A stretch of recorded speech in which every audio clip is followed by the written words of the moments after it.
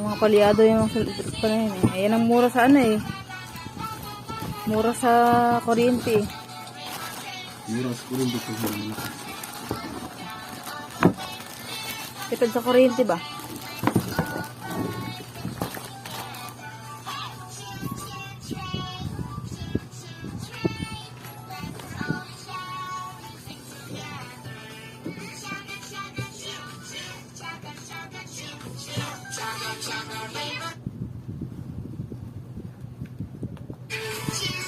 Uy, nakuha mo yun dyan ha.